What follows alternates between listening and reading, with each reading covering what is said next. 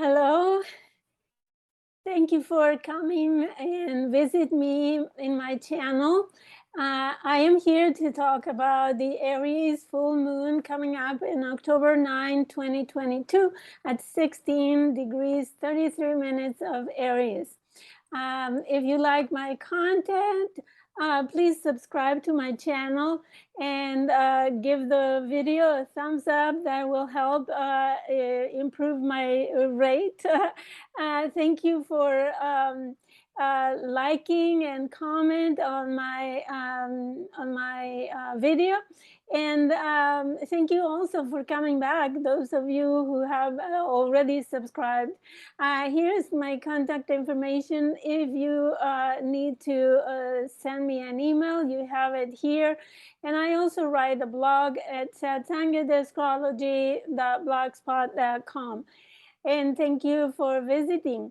So now I will share the chart of the Aries full moon and start interpreting according to my astrology. I practice tropical astrology and I use whole sign houses. I draw the chart for the world because it doesn't matter where you are located. The zodiac starts at 0 degree Aries, and this applies for the whole world. This chart for the Aries full moon has mainly cardinal and fire energy. So as I said, always with cardinal energy, there is a lot of things that are changing, right? And fire is the inspiration, the drive to go and do things and explore, right?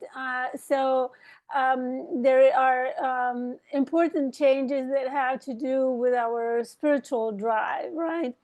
Of course, the full moon is the culminant point of the moon cycle that started in Libra. If you remember, at 2 degrees of Libra. So this is a completion of the cycle, or the maximum potential of that cycle. If you started something at that time, now it's the most that the cycle can give. The accomplishment of that is the full moon. And so I would like to go back to the Libra New Moon that happened September 25th, because it's important to note that the cycle is a whole unit. And we went through the first quarter in Capricorn, and then the full moon, and we will go to the closing as well, the third quarter, which is the waning moon, and then go back to a new moon once in Scorpio, right? So if you remember, there were a lot of conversations in order to manage a relationship, right? And it was about relationships. It was about looking for a compromise and looking for a new, let's say, a new deal, right? A new way of doing things in relationships. And I refer you back to my my video on the Libra New Moon, so you can have my take on that. But now we are, as I said, we are completing that cycle. What would be the result of what we started back then? The sun is still in Libra together with Venus, and Venus is joyful in Libra. Why? Because she is in her own favorite home, right, where she is exalted and she is so happy that they are having this conversation, I would say intimate conversation with the sun. The sun is purifying Venus. At this point, Venus is still a morning star, but there is this conversation that will completely renew, change, and purify the Venus. And this happens often for Venus, but this time, for the first time in 100 years, Venus will be Kazimi in the sign of Libra at 29 degrees, forming one of her star points, right? Because Venus, in her orbit around the sun forms a flower with 5 petals and 5 forms like a star with the 5 points that are reflected in a flower of 5 petals. So this time, for 100 years, it has been in one of those angles, or one of those points has been in Scorpio. And for the first time, it's changing or shifting to Libra, which is I would say a positive change, and let's hope that is positive, because it's her own home sign. And so this will be beneficial to make deals, to be more gentle, more agreeing with our relationships. I think it would be a positive change or shift of energy for Venus. So now Venus is in this conversation with the sun, and it's opposing the moon together with Chiron, right? So the conjunction of the moon with Chiron happened a few hours earlier. Like this happens here in Central Time, close to 4 p.m. So the conjunction with Chiron happened around noon, so about 4 hours ahead. And there is another exact aspect that happened with Pallas Athene, a square to Pallas Athene in Cancer. So, and then the moon moved on and opposed the sun at 1633. But she is also applying to a square to the black moon Lilith. And that's where I will concentrate my my interpretation. I'm not gonna do more complicated, because the essence of the full moon will be these aspects. Now, if during the new moon you can let go of your eccentricity or your eccentric posture or position in your relationship, and you were thinking, well, it's all about me, I am defending myself, my own interest is all about me, then the full moon could be painful, right? Because it is demanding, this opposition is demanding an agreement, equal give and take, a balance, right, between this loving sun and the suffering moon, right? So, and if you were able to find the middle point, the new moon, and then the full moon could actually bring a profound sense of healing, right, and mending to the relationship. So this is important to consider because the new moon was ruled by Venus as well, in Libra, right? But Venus was in Virgo together with Mercury and trying to Pluto, if you remember. So Venus was was finding all the details that needed to be fixed, right? And having this conversation, this sweet conversation, Mercury Venus, right, about, well, this is not working, how can we fix that?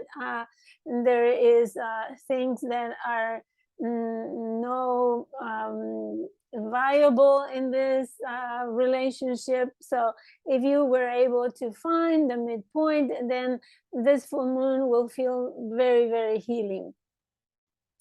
Now, the other aspect, as I mentioned, is the square that happened earlier in the day with Pallas Athene in Cancer. And Pallas Athene provides she is in Cancer is the providing the basic needs for life and comfort, right, through emotional support, through hospitality, understanding and supporting. And she creates this healing environment using domestic arts, for example, like cooking, receiving, assisting, and caring. And also she represents the wisdom of empathy. And this emotional hypersensitivity is really helping or challenging this moon, this full moon, in order to heal. So it is a perfect square with Chiron. So we can see this dynamic of healing and supporting, right? So this Pallas Athene is in fact in square, requesting emotional support, emotional healing. So she is the provider. Pallas Athene is I think the second asteroid that was discovered in the asteroid belt, and she has 4.5, approximately, roughly 4.6 years of orbit. The orbit is very inclined over the ecliptic, I think 33 degrees or more of inclination with respect to the ecliptic. And that shows that she has, and she is way above the asteroid belt. So this shows that her ability to see things from a higher perspective, right? And she is a strategist by nature, and she's also a fighter, right? A fighter in Cancer for the emotional safety and protection. So here we are needing, right, the support of the emotional support. However, the moon, a few hours later, about 4 hours later or so, squares Black Moon Lilith. And I'm not sure if you have heard of Black Moon Lilith. I'm going to show you a drawing. So you see here is Black Moon Lilith. It's a geometrical point, right? It's not a body. Is just the empty focus of the ellipsis because the moon makes this ellipse or elliptic orbit around the Earth, and since she goes to the apogee here, she doesn't go exactly through the this place would be equivalent, right, in distance from the perigee. So this empty focus represents the emotional inside, the deeper emotional states that are often unconscious in our emotional body.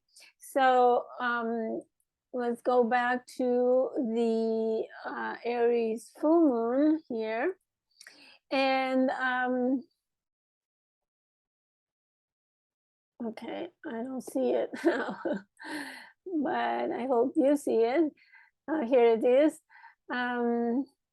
There's so many things. Okay, here. So Black Moon Lilith then represents that unconscious emotional fears, let's say, that we as human carry, right? In Cancer, the Black Moon Lilith represents this fear of abandonment and the craving for emotional support, but it's also the feeling that other people or our partner doesn't give enough or what we need, and it asks for us to learn a little bit of more emotional independence, right? The ability to feel safe for ourselves, not expecting that other people will make us feel safe and protected. It's like the need to be our own mothers, right? And this emotional independence can be obtained by just doing the things we need for ourselves, doing them ourselves, and stop manipulating people in order to obtain what we need emotionally. And also, it could be this feeling of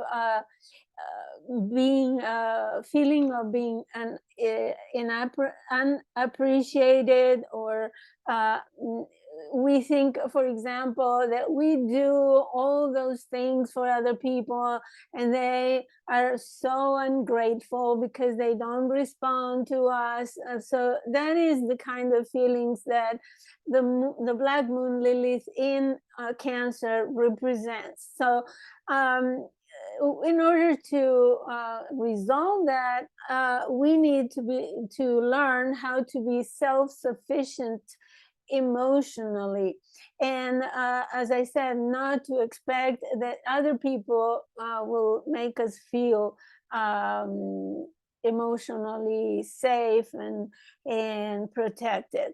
So this then is triggering the opposition, meaning that in the dynamic of this full moon, we are trying to find a compromise, right? And because we feel that we have not been appreciated or valued or protected, right? And so we need, with this full moon, we need to heal that part, that emotional part of our body, right? And it's important because with this full moon, this unconscious weakness, emotional weakness, if you like, can be healed. So it depends, of course, if you are crying in a corner and saying, "Oh, you don't love me, you don't appreciate me," etc., and you just reject the other or manipulate the other person may feel just overwhelmed and suffocated, and can really feel that is being manipulated, right? And would the other person may want to run away instead of supporting you emotionally. So we need to find this balance between being too needy and codependence codependent and being completely independent. And isn't that the dynamic of all relationships, right? That we need to learn how to give and take in an equitable way, right? So, and sometimes it doesn't happen. So this could be a deal breaker if the other person really doesn't care, right? And we are so needy, then it could break. The relationship could break. And that's the presence of Chiron here. Because Chiron can be healing, but at the same time, Chiron in Aries can show the hurt, can show the pain, the wound. And in this case, it is the wound of who I am, poor me, and I'm not good enough because you don't love me, because there is something wrong with me, and or you don't love me because of who I am or who I am not. And so this Chiron is kind of a feeling of that our who we are is not good enough, right? So this is the perfect soup for a break in a relationship, but it's also a good energy to achieve healing in the relationship. So you are the one who chooses what is the result of this full moon. So the other thing that I would like to show you is the Aries full moon in 6 months, because no, the Libra full moon. I have three, just a moment, one moment. So here we are, sorry about that, but I would like to show you the Libra full moon, because this in 6 months, we will see the completion of the cycle that started with the new moon in Libra, September 25th. Right, which is the Libra full moon that will happen in April 5th, 2023. And it will be at 16, directly opposing the full moon. If you see 1607 is opposing the full moon in Aries that will happen now October 9th, 2022. So this will be the completion, and we find again the sun this time conjunct Chiron. So this conjunction will shed light on that pain, that wound that we have. And we will have other things that we'll analyze this when the time comes. But I wanted to show you because you can mark it in your calendar and see if that has to do with what started with the new moon in Libra in September. And that's something that you can do with all new moons. Not only see the 2-week full moon or the month cycle, but the 6-month cycle of the moon. And that will give you more insight on what is it that you are learning with these moon cycles. So I hope this helps and gave you some ideas to think about relationships. And I'll see you next time. Thank you. And don't hesitate to contact me if you have further questions. Bye now.